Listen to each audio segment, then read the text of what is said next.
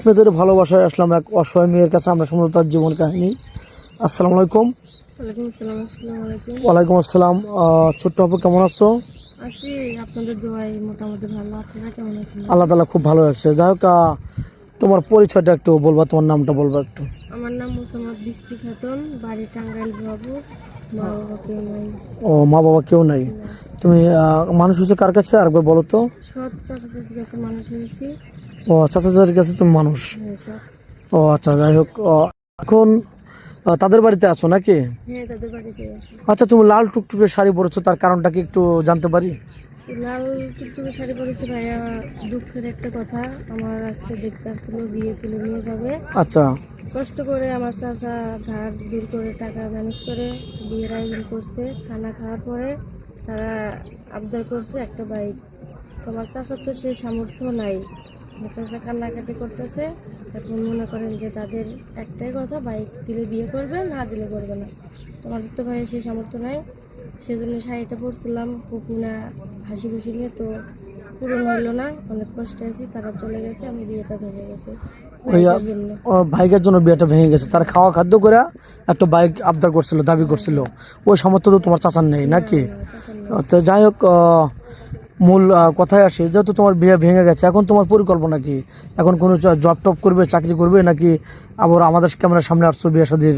না ভাই, আমি আপনাদেরকে আমার সামনে আসতে আমি জব টপ কিছু করবো না। একটা ভালো মনে মানুষ চাই জীবন সঙ্গী আজকে, হিসাবে। যেখানে যে আমার বিয়ের কথা ছিল খুশি মনেছিলাম।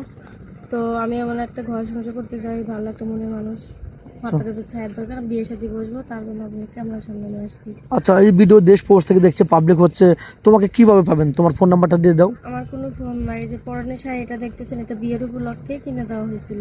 ও, তোমার চাচা কিনে দিয়েছিলেন, চাচা তোমারও কিনে না? দিয়েছিল, যাই না হোক, আমারও না। এখন তোমার কোনো ফোন আমার টোন কোনো নেই। ফোন নাই। এখন আমার সাথে যোগাযোগ করতে হলে, বিয়ে সাথে করতে হলে আপনাদের সাথে যোগাযোগ করতে হবে।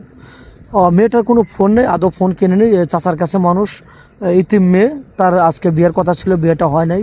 একটা বাইক চাইছিল, বিয়েটা ভেঙে গেছে।